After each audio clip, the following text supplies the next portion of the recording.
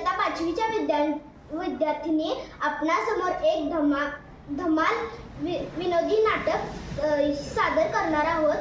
चला तर मग या नाटकाचे नाव आहे बंडूची इजार. चला तर मग या नाटकाला सुरुवात आपण करूया.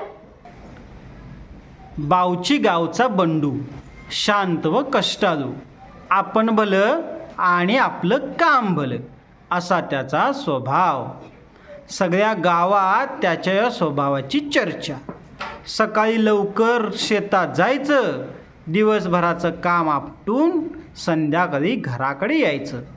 घरी आल्यावर आपल्या मुलीशी खेळायचं, कट्ट्यावर चक्कर मारायची आणि जेवायच्या वेळी पुन्हा घरी यायचं असा त्याचा दिनक्रम. सावळा रंग, शिडशिडीत अंगकाठी आणि नाकासमोर चालणारा बंडू.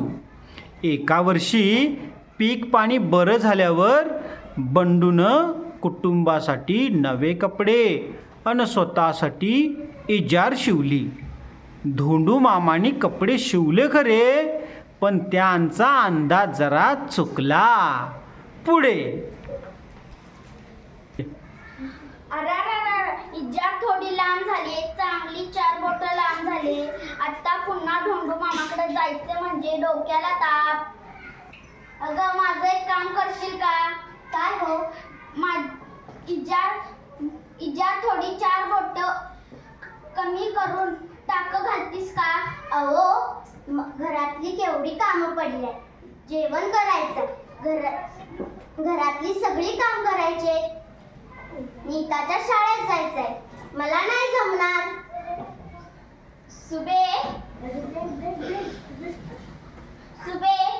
माझं एक काम करशील का? नाही दादा, आम्हाला केवढा अभ्यास पडलाय, आता कॉलेजला जायची वेळ होईल.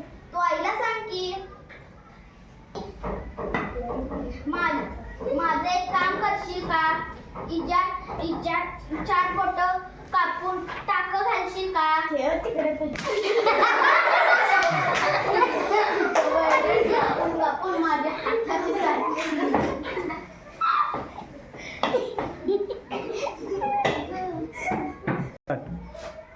आईने इजार एका कोनाड्यात फेकली.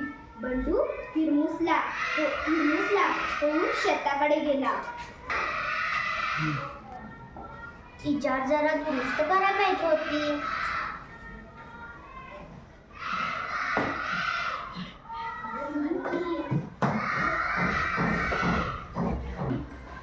बंडूची बायको इजारचे पाय कापते आणि दुमडून टाके घालते.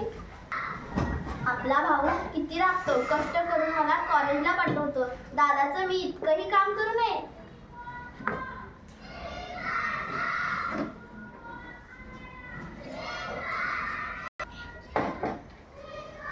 बंडूची बहीण इजारचे पाय कापते आणि दुमडून टाके घालते. उगाच खेकसले पोराला, एवढा राब राबतो पोरगा.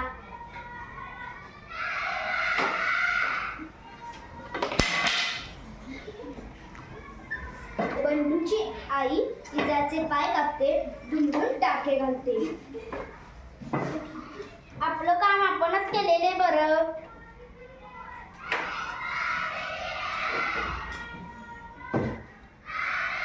बंडू इजारचे पाय 4 बोट कापतो व टाके घालतो.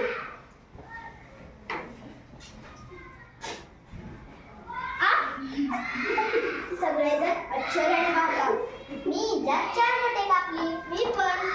अगं बया, मी पण इजार 4 बोटे कापली. आणि मी पण. चौघेही